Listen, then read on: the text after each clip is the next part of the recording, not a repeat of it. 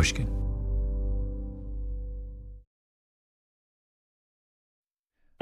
Hello, everyone. Malcolm Gladwell here. We're continuing our build-up to the main event in this season of Revisionist History, which is a mini-series on guns, 6 parts, beginning August 31st, which is some of my favorite work that we've ever done at Revisionist History. So please put that on your calendar. And if you want to binge listen to it early, without any ads, go to pushkin.fm/plus and sign up for a Pushkin subscription.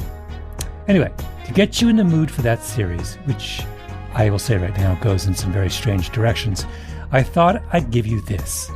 It's a speech I gave at the New Orleans Book Festival at Tulane University. I asked the organizers if I could do an old-fashioned lecture on murder mysteries and police procedurals, which I have been obsessed with ever since my dad read Sherlock Holmes short stories to me and my brothers when we were kids. They said, sure. And I said, oh my God. So picture a packed auditorium. Everyone has book bags, and while they're waiting, they're reading books. They're not on their phones, catching up on their Proust. This is a talk to a room full of serious readers, which is to say, a room full of people who are more interested in being delighted than they are in being persuaded. My kind of people. All right, here it is. I want to thank the New Orleans Book Festival for allowing me this time today. I wanted to start by apologizing for the title. I don't know if you saw the title in the program. Eastern, Western, Northern, Southern, an over-theorized and potentially absurd taxonomy of the modern mystery story. First, a simple warning. That title is dead serious. This whole episode is going to get a little absurd and over-theorized. So don't stand up at the end and say, Mr. Gladwell, I found your presentation absurd and over-theorized. I already warned you. I have disclosed that risk at the outset. Secondly, I've chosen to speak about crime novels and mysteries because I'm addicted to them. I read in order spy novels, thrillers of various kinds, novels involving events that potentially threaten the safety of the entire planet, and the category that concerns us today, police procedurals and crime stories and their television and film equivalents. You know when you go into the Hudson News in an airport and there's that whole wall of paperbacks? I have read every one of those paperbacks except for the ones with the word girl in the title. My daughter, who is 18 months old, spends a lot of time in a very large playpen, and the playpen immediately abuts the bookcase where I keep all of my thrillers. And a couple days ago, she reached up and grabbed Daniel Silva's The Kill Artist and started to turn the pages. Now, The Kill Artist is the first installment in Daniel Silva's series of books on the legendary Israeli assassin Gabriel Allon, involving, in this case, his pursuit of the dastardly Palestinian terrorist Tariq. It's one of my favorite books ever, and I mean, I don't think any father ever has been more proud of his daughter than I was at that moment. But as I said, it's stories about the police that concern us today, because I think that stories about the police have not been given nearly the kind of close cultural scrutiny that they deserve, which makes no sense, because the attitude of popular culture towards the police is really, really weird. So there are 2 million truck drivers in the United States. How many TV books and movies and novels are there about truck drivers, right? Once in a blue moon. There are 3 million nurses in the United States. How many movies are there about nurses? Is there a genre of fiction devoted to nurses? No, there is not. There are 4 million teachers in the United States. Teachers are everywhere. There must be a ton of teachers in this room right now. How many teachers do you know personally? I'm sure all of us. The list is this long. But has any 16-year-old ever asked his girlfriend to come with him to see the new Teacher movie at the multiplex? No. The creative world was taught by teachers, nurtured by teachers, encouraged by teachers, but they don't want to tell us stories about teachers. They want to tell us stories about cops. There are only 700,000 police officers in this country, but they are massively overrepresented in the culture. My guess is that almost everyone in this room can name way more fictional police officers than they can name real police officers. Have you ever heard a real police officer refer to a perp? Have you ever heard a real police officer talk about a cold case? Have you ever heard a real police officer say, you have the right to remain silent? Have you ever heard a real police officer say of his partner, if you're going in there, I'm going in there with you too? Or, hold on, Jimmy, just hold on. Remember when we were rookies together, Jimmy? No, no, no. Virtually everything we know about the police comes from the movies and television and novels, right? Martians currently circling the United States in a hot air balloon.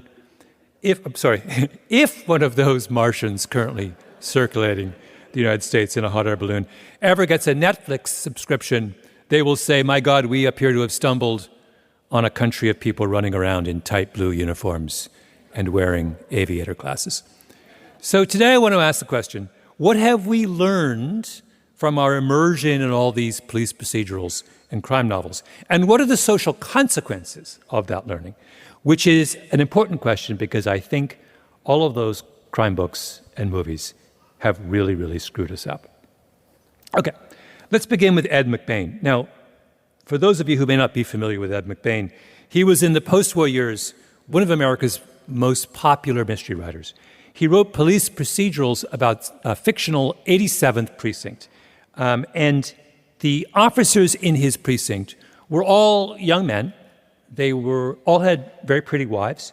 They were all happily married. They all got along wonderfully. They worked together well. And I want to read to you from one of the novels in that series called The Killer's Wedge. And it's about one of the officers in the 87th precinct, Cotton Hawes, who's just been transferred in from another precinct. And the 87th is in a bad part of town. And he initially has all kinds of doubts about what it would mean to work a poor part of town. So this is Ed McBain talking about how Cotton Hawes is making sense of his experience. He had learned that the people of the slums were only people. They enjoyed the same pleasures he did, and they suffered a great many misfortunes he would never have to suffer. They wanted love and they wanted respect, and the walls of a tenement did not necessarily become the cage of an animal. He had learned this from the men of the squad. He had seen each and every one of them in action.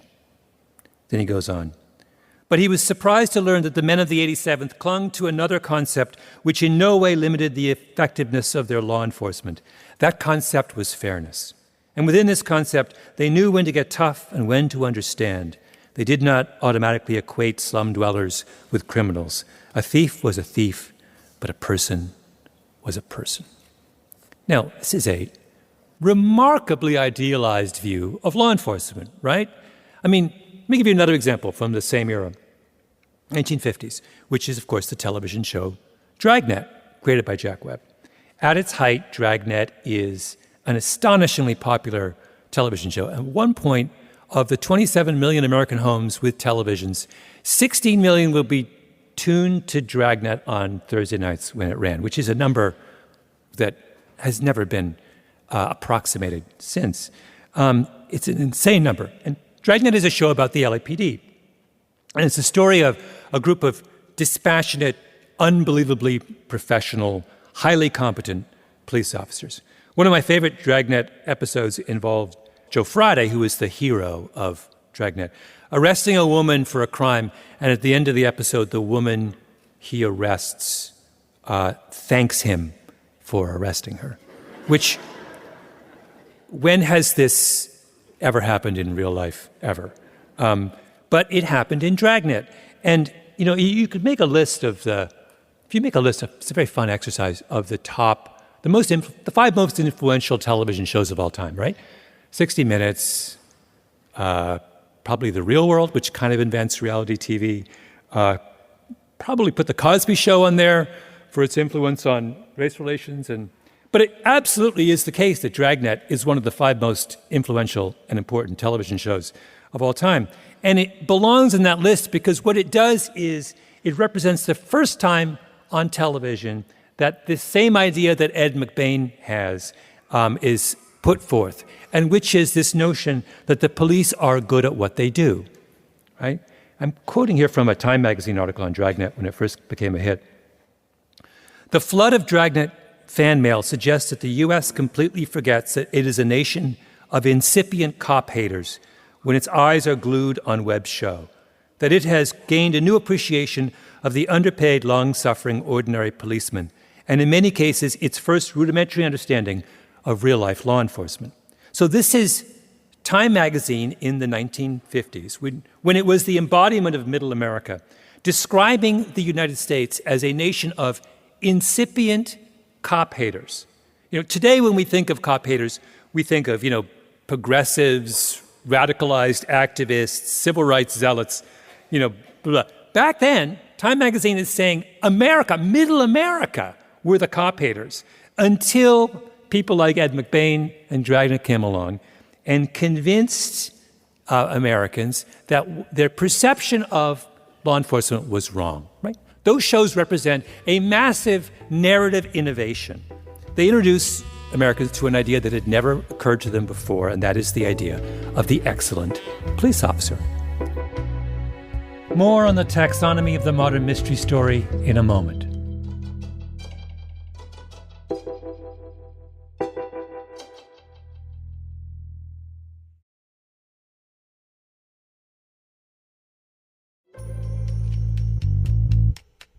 Now, back to my speech on the taxonomy of police storytelling. Now, this is, of course, not the only way that the popular culture represents law enforcement. Before Dragnet came along, the dominant narrative mode was the Western. And what is the Western?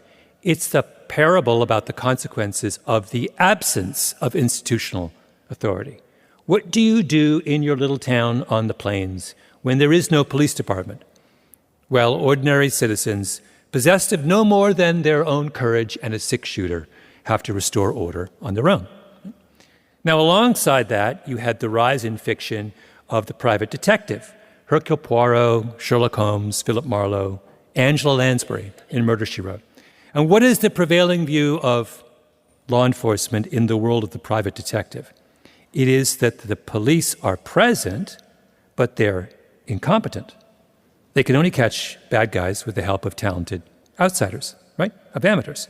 If you've read your Sherlock Holmes, you know all about Sherlock Holmes's long relationship with Inspector Lestrade of Scotland Yard. Lestrade is honest, he's dogged, he's hardworking, but he lacks imagination and he can't solve a crime to save his life. And there's a moment in the Adventures of the Six Napoleons in 1900 when we have this passage. Lestrade is addressing Holmes after Holmes has just done one of his spectacular feats of deduction and figured out who the real criminal is. And Lestrade says, "We are not jealous of you at Scotland Yard. No, sir, we are very proud of you. And if you come down tomorrow, there's not a man from the oldest inspector to the youngest constable who wouldn't be glad to shake you by the hand." So at Scotland Yard, they are under absolutely no illusion about their own ability, right? They know Holmes is better than they are. They know that they're useless at this task of crime solving, and that the guy with the pipe and the crazy hat from Baker Street is the only way they're going to keep the criminals of London under control. Same thing in Agatha Christie's Hercule Poirot novels, right? Hercule Poirot is solving crime after crime to the extent the police ever show up, right? When they show up, they have no idea what's going on. And he looks at them, our little Belgian with the mustaches, looks at the police with absolute contempt because he's the only one who can ever finger the bad guy, right? So we have stories about highly competent cops. And for the sake of argument, let's call those Easterns. We have stories about absent cops. Let's call those Westerns, right? They are called Westerns. And we have stories about incompetent cops, and let's call those Northerns. which only leaves the Southern. So what's the Southern? Well, the Southern is the narrative of the police and authority as malignant. Right? Think about the great Brian De Palma movie, The Untouchables, with Kevin Costner playing the role of Elliot Ness, right? The incorruptible Chicago district attorney, Elliot Ness, who goes on his crusade against the mob during the height of Prohibition. The reason it matters that Ness is incorruptible is that all around him, the police of Chicago are corruptible, right? They're not absent. They're not incompetent. They're not deft and professional. No, they have been seduced by the criminality that they're supposed to contain. They are indistinguishable from the bad guys. That's what a Southern is, right? So these are the four kinds of police stories: excellence, absence, incompetence, corruption. And this is the first, here's the first of my claims. I think that every single example of a crime novel or a police procedural falls into one of these four categories, without exception. Right? So let's explore this. I assume some of you have read the Lee Child Jack Reacher series, and if you haven't, you need to start like right after this talk is over. I once did a back-of-the-envelope calculation based on the very large sample of Jack Reacher novels that I've read, which is as follows. Reacher kills, on average, 12 bad guys per book. There are 26 Reacher books, meaning that he has murdered 284 people over the course of his life. He is the most prolific serial killer in American fiction. And yet, 26 years after Jack Reacher first appeared in The Killing Floor, he remains at large. This is pretty good evidence that the police are absent in the Reacher series. The Reacher novels are Westerns. Only the Western can you get away with killing 284 people and remain at large, right? For the Northern, for the incompetent police, we have more examples than we can count, but the one that I remember from my childhood, and many of you are old enough to remember this as well, is Hogan's Heroes, the legendary 1970s sitcom. For those of you who are too young to remember Hogan's Heroes, it was a hugely successful TV show set in a German prisoner of war camp during the Second World War, in which the comic foils of the captured German soldiers were Nazi prison guards. Don't even try pitching that show today, by the way, because... And why do we laugh at the Nazis? If memory serves, Colonel Klink and Sergeant Schultz, right? Not because they are malicious or vicious, not because they are ineffective or indifferent. No, we laugh at them because they're inept, because Klink is a self-important fool, because Schultz is a clown who says, I know nothing, I see nothing, right? The literary conceit of Hogan's Heroes is that the Nazis were the Three Stooges, which is a Northern. That's what it is, right? Then there's the Southern, authority as malignant and corrupt. Who is the king of the Southern? Well, I think it's obvious if you think about it. It's John Grisham. The plot of every John Grisham novel ever, and I say this as someone who loves John Grisham like a brother, is about the subversion of institutional authority. How does the Pelican Brief end? The richest man in the country is under indictment, as are his closest aides and all of his lawyers. The chief of staff to the President of the United States has resigned, and the President himself has wisely decided not to seek a second term. Right? In The Firm, our hero, played in the movie version by Tom Cruise, discovers that the biggest client of his law firm is a mafia crime family. The FBI gets involved, and we think the movie is going to end with the FBI helping Tom Cruise resolve the matter. But no. What does our hero do? He ends up making a deal with the mafia crime family and turning his back on the FBI. Why? Because the FBI double-crosses him. Of course they do, right? This is a Grisham novel, right? The law is less trustworthy than a mafia crime family. I have argued long and hard over the years, to very deaf ears, that Grisham is the most important literary figure of our generation. And I'm not joking. I mean, why did so many Americans think the 2022 election was stolen? That truckloads of purloined ballots were ferried around Philadelphia in the back of pickup trucks, that voting machines magically preferred Democrats to Republicans? Because these are the kinds of things that happen all the time in John Grisham novels, right?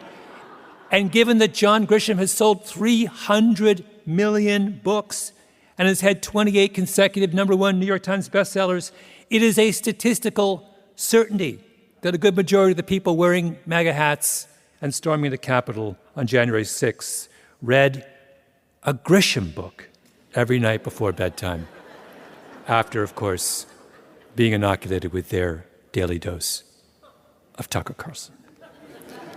Let's do a more difficult example. Some of you may have seen the new Apple TV series, Slow Horses, based on the Mick Herron spy novels. The show is about an intelligence officer played by Gary Oldman who has been exiled to a decrepit outbuilding called Slow House. And along with all the other misfits, all the other rejects, screw-ups, weirdos who can no longer make it within MI5 headquarters. So what's that? Well, that sounds like a Northern, right? Authority is incompetent, right? We have a group of screw-ups. But then the Slough House crew go on to solve some of the most pressing national security crises of the day, which makes it sound like an Eastern, like a Dragnet and Ed McBain, like uber-competent authority. So it doesn't fit, right? Doesn't that invalidate my theory? No. Slow Horse is just a hybrid, right? Hybrids have been around forever. If you remember, how many people read Scarlet Pimpernel novels growing up? What is the Scarlet Pimpernel? He is the nobleman who everyone thinks is stupid, but is simultaneously outwitting all of the evil French, right? Or think about Columbo, right? The magnificent 1970s television detective series where Peter Falk pretends to be a bumbling fool, but always gets the bad guy in the end. Right? These are Easterns masquerading as Northerns. They're Northeasterns. They're Nor'easters, right? What does Hamlet say to Horatio? There are more things in heaven and earth than are dreamt of in your philosophy. That does not apply to my taxonomy. Okay, why am I going on and on about the four categories? Because I think they're deeply problematic. And I think they distort our understanding of what policing is. And here I'm going to go on a digression and simultaneously get a little bit serious. The father of modern policing was a man named Sir Robert Peel, and he founds the Metropolitan Police Force in London in 1829, which is the first great urban police department. And Peel famously sets out 9 principles that he thinks ought to govern modern police forces. And they are as applicable, if not more applicable today than they were in 1829. They are the 10 commandments of policing. They're what every police officer is taught on the first day of their time at Police Academy. And to give you a flavor, I'm going to read a couple of Peel's principles. The ability of the police to perform their duties is dependent upon public approval of police existence, actions, behavior, and the ability of the police to secure and maintain public respect. Here's another one. The police must secure the willing cooperation of the public in voluntary observance of the law to be able to maintain and secure public respect. Here's another one. The degree of cooperation of the public that can be secured diminishes proportionately to the necessity for the use of physical force and compulsion in achieving police objectives. And here's the crucial one. The police at all times should maintain a relationship with the public that gives reality to the historic tradition that the police are the public and the public are the police, right? What is the word that appears in all of those principles as often as police? It's public, right? Public, public, public. The police are the public and the public are the police. I would submit to you that those 2 sentences are one of the most beautiful and essential lines that have ever been written about the modern democratic experiment. Now, where are we today with respect to Peel's principles in America? Are we a society that believes that the people are the police and the police are the people. I'm not so sure of that. Right? One of the ways, for example, that we measure the health and effectiveness of a police force is clearance rates. A clearance rate is simply the percentage of crimes that are solved by the police. And the most important of those, obviously, is the homicide clearance rate. And over the last 30 years, the homicide clearance rate in this country has been falling, and not by a small amount, by a large amount. 30 years ago, it was roughly 70%. It's now 50%. So half of all murders committed in the United States go unsolved by the police. And by the way, that's an average. There are many, many places where the clearance rate is much lower than that. The clearance rate in Flint, Michigan is 17% for homicide. In Honolulu, it's 18%. It also varies by neighborhood. If somebody was murdered outside of this auditorium here in Tulane, the clearance rate would probably be 90%. But in the 7th Ward, it's probably, 10, 15%, right? That is a very, very big problem for modern society. In the classic formulation of deterrence, deterrence is a function of the certainty, swiftness, and severity of punishment. And of those three things, the first is the most important, right? Deterrence is really a function of the likelihood of being caught. And if we are in a situation where the clearance rates in many high-crime neighborhoods is less than 20%, then that's the description of a failed state, right? We live in a society now where there are many neighborhoods where murderers murder with impunity. Now, why are clearance rates falling? It makes no sense. The police today are better funded, they're better trained than ever before, they have more access to technology, there's cameras everywhere, plus murder rates have fallen dramatically in the last 30 years, they have less to do. If you watch CSI on television or Law and Order, you would think clearance rates would be 100%, but they're not. They're low and they're dropping. One reason for that is obvious, and that's the rise of gun violence. Guns used to be a small percentage of homicides. They're now an overwhelming percentage of homicides. And a gun crime is a lot harder to solve than a knife crime, right? Less physical evidence, the killer can be further away. But that's not the real reason. The real reason is that the most important factor in solving a homicide is the cooperation of the public. You find out who pulled the trigger because 3 people come to you and said, I was there, I saw Billy pull the trigger, right? But if those 3 people don't come forward, if they don't trust the police anymore, if they think of the police as an occupying force, then you have a problem. Remember those principles from Peel. The ability of the police to perform their duties is dependent upon public approval of police existence, actions, behavior, and the ability of the police to secure and maintain public respect, right? That is what we don't have right now. In the most recent Gallup poll, only 19% of black adults said they were confident, they had any confidence or trust in the police. The numbers for white Americans are a little bit higher, but they are also at historic lows, right? How do you solve a homicide in a community where 8 out of 10 people don't trust you? What Robert Peel said 200 years ago is absolutely correct. The police cannot do their job without the support of the public, right? Now, you might say, well, this collapse in trust makes perfect sense. Think about the last 10 years. We had Ferguson, we had George Floyd, we just had Tyre Nichols, on and on, right? All of these stories of kinds of things that would naturally undermine our faith in law enforcement. But that still doesn't solve the puzzle, right? Because in every way, this kind of problem was worse 50 years ago than it is today, right? Would you rather have the police department of Birmingham, Alabama in 1963 or the police department of Birmingham, Alabama today? Would you rather have the police department of Los Angeles in 1963 when they wouldn't even let black officers ride in the same squad cars as white officers than the LAPD of today? No. I mean, I could go on. I mean, in Atlanta in 1948, they hired their first black police officers, a group of 8 men. They call them the YMCA 8. Why? Because they won't let them into the precincts. They make them work out of the basement of the colored YMCA downtown, right?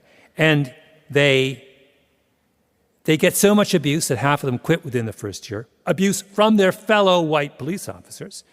They're not allowed to drive squad cars. They're not allowed to arrest white people. They're not allowed to patrol white neighborhoods.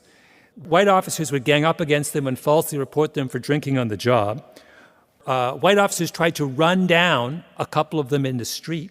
One white officer in Atlanta put a bounty on the head of the black officers, saying he would give $200 to anyone who killed one of those officers. Now, those are good reasons not to trust a police department, right? Really good reasons. Not today. Not today when the Atlanta Police Department is worlds better and different from that. You would have thought there was a crisis in clearance rates back then, not now.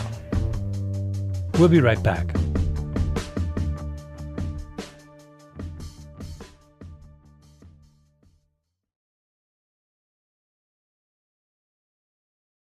You would have thought that in every way we would be better off today than we were 50 years ago. So what's to blame for this, right? This is one of the most profound problems facing our society. I think that there are many, many important issues, but the one I want to talk about is the influence of these four narratives.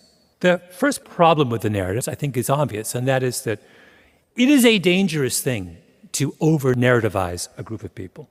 The obvious analogy is the way that popular culture treated African Americans in the movies in the first half of the 20th century. There were only three categories of black people in the movies in that period. There was the mammy, remember, Gone with the Wind, the role played by Hattie McDaniel, and that is the big, warm, sassy surrogate mother who puts her mistress's children ahead even of her own children, and who keeps her mistress in line, with her straight talk. Right? That's stereotype number one. Second stereotype was the Sambo. What is the Sambo?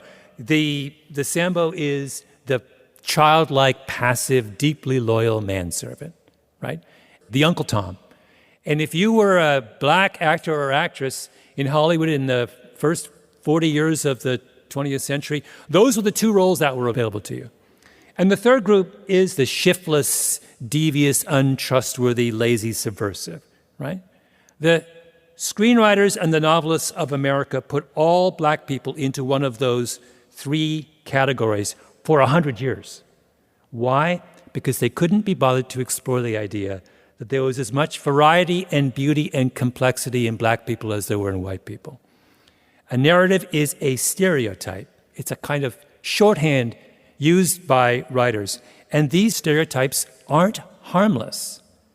There's a famous study done in the 1930s of ethnic stereotypes where a group of psychologists asked thousands of Americans to describe what they felt black people were like. And the three most popular adjectives used by white people to describe black people were superstitious, happy-go-lucky, and lazy. And the kicker was that most of the white people they talked to for that survey didn't know any black people. So where did they get those ideas? They got them from the movies, right? So the stereotypes that are put forth in popular culture matter. They are the raw material that people use to form their attitudes and perspectives about the rest of the world. And I really worry that police narratives are doing the same thing. They are doing an injustice to our understanding of the police. Derek Chauvin murders George Floyd, and thousands of people take to the streets and say, let's defund the police, right? The George Floyd case activated the Southern narrative, law enforcement as impossibly corrupt and malicious. Our only choice is to shut it down, right? But there's 700,000 police officers in this country. How do you possibly label the entire group based on the behavior of a small number? After the Rodney King beating 30 years ago that led to the Los Angeles riots, the Los Angeles Police Department was thrown into chaos, and they were accused of racial bias and insensitivity and turning a blind eye to misconduct. And they had once, of course, been the embodiment of the Eastern. Dragnet was a celebration of the perfection and professionalism of the LAPD, and now they were the Southern. They were cast as corrupt and malicious, and there was a massive investigation that was launched. And what the investigation found was that of the 8,500 police officers in the LAPD, 183 had been the subject of 4 or more excessive force complaints over in the period between 1986 and 1990, right? So 183 out of 8,500. 44 of those 183 had 6 or more complaints, and 16 had 8 or more complaints. The investigation found that the LAPD, in other words, had a very small core of really bad apples and did a really bad job of identifying their bad apples and getting rid of them. That is not an Eastern, where everyone is perfect. There was one officer who had more than 16 excessive force complaints in the previous 4 years and still had his job, right? That's not Dragnet. That's something very different. That's a problem. But at the same time, that is not the description of a Southern.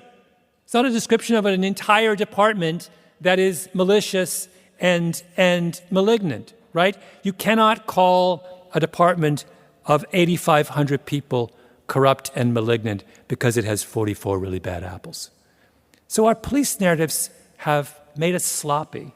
They've made it really hard for us to understand the nature of the problem we're facing. They blur over the subtleties.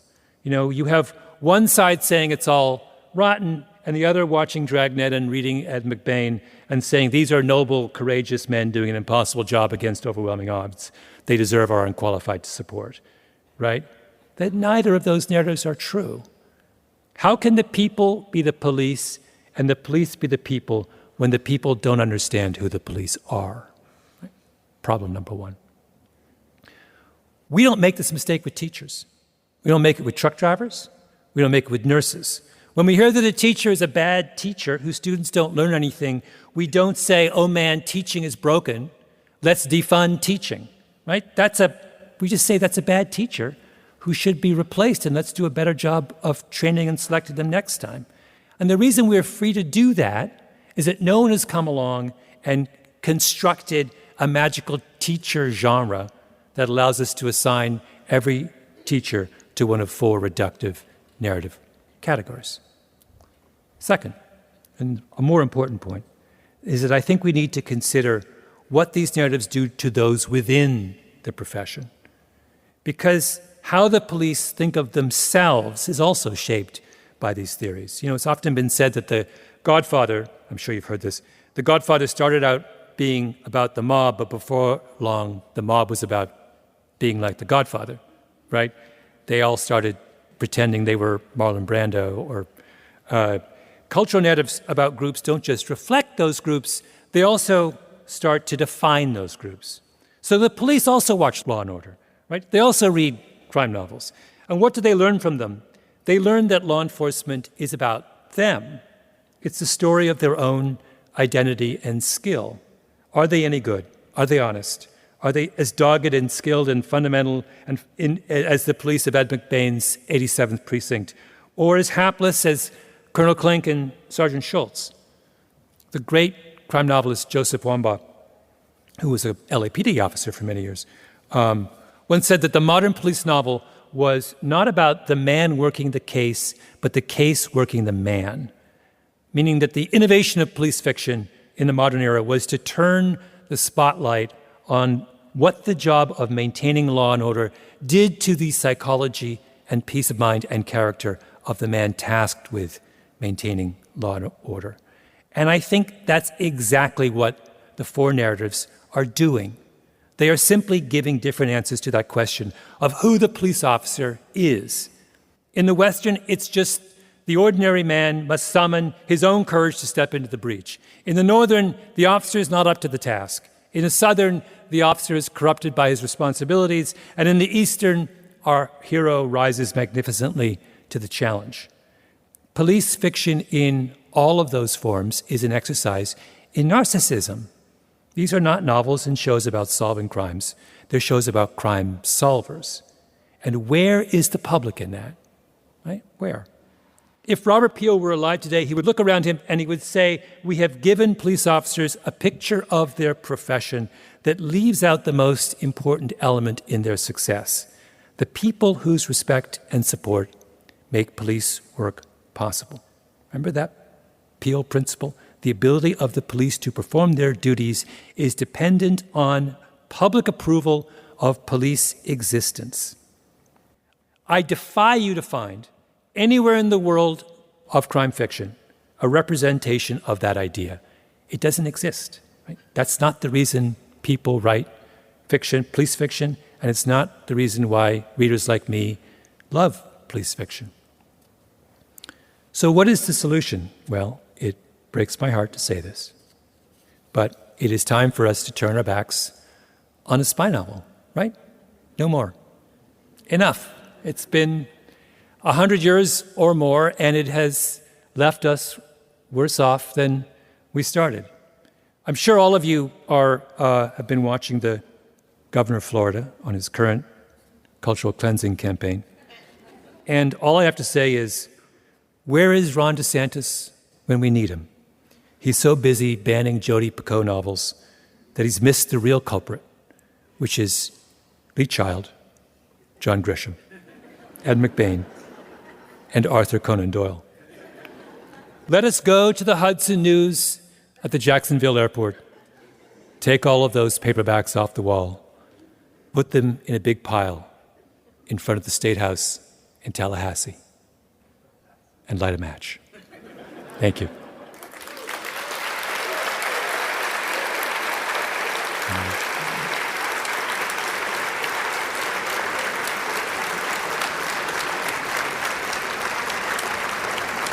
I have time for a few questions, I think.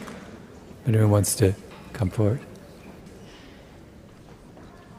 Hi. I just wanted to ask if in this new conclusion that it's time to move past the mystery novel, the spy novel, do you think there's a room for something more nuanced, one that has evolved maybe with our understanding and our ability to capture information? You know, certainly when the genre was born, we did not have cell phones, we didn't have social media, and we certainly didn't have instant news, and these have all drastically changed the culture around policing, and at least in the US.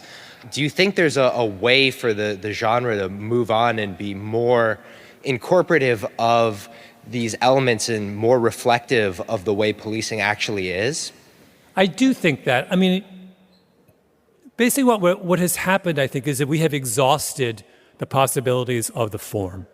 And it's time for reinvention. And I think as well that people who write this kind of fiction need to understand what their social obligations are. That what has happened, I think, is that there's a generation, I think this is more true in Hollywood than it is in the world of fiction, that people have really dodged the question of what the impact of their writing is. And you make a movie, you make a really bad cop movie, and you just shrug and say it's entertainment, and you forget that actually, no, what you are providing is the cultural raw material for the way we make sense of the world. And if you just mail it in and just stick to some formula that is no longer relevant to the world we live in, you're doing society a disservice. So yes, I do think it is possible to reinvent it, but I think it's going to require a change of heart within the creative community. Thank you. Okay, so hi, my name is Isabella. First of all, thank you so much for talking. I wanted to ask a little bit about kind of going along that same crime show narrative about how much police officers are really able to do and how that kind of changes our public view and our public narrative. I'm a huge fan of Brooklyn Nine-Nine, Knives Out, all that stuff. And we see police officers and detectives going in, asking questions, breaking into things, all without warrants and everything like that. Do you think that changes the way we view police officers and how incompetent we may see them to be? Yeah. So it's a really interesting point. The unreality of a lot of police fiction it contributes to our disillusionment because we have this impression from the way that police work is represented in fiction that the police officer has an awful lot more agency than he or she actually does in real life, right? There are, for good reason, significant constraints on what they are able to do. And of course, that doesn't make for a good story. So when we compare, there's a whole line of psychology on what's called the CSI effect in juries, that juries are now more likely to acquit defendants because the level of evidence presented in the trial does not match up with the level of evidence they're used to seeing in criminal trials from CSI. And that's a good example of how, there's no surer path to distrust and disillusionment if the standard of police work is described over here in fiction, and in real life it's over here. So I think that is a very accurate observation. Okay, thank you. I think I've run out of time, so thank you all very much.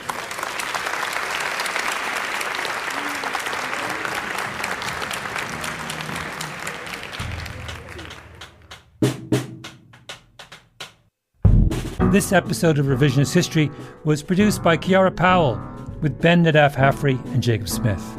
Our showrunner is Peter Clowney, original scoring by Luis Guerra, mastering by Flawn Williams, and engineering by Nina Lawrence. Thank you to everyone at the New Orleans Book Festival, including Lindsay Billups and Amy Bradshaw. If you haven't signed up yet for Pushkin Plus, now is the time. We're about to drop a sweeping mini-series on guns in America, where we go down all kinds of strange rabbit holes about our national obsession. It's going to drop August 31st. Pushkin Plus listeners will get the whole series that day ad-free. Everyone else gets the first episode and then the balance of the series over the next 5 weeks. Both good choices, but I highly recommend the first option. Go to pushkin.fm/plus to join up. I'm Malcolm Gladwell.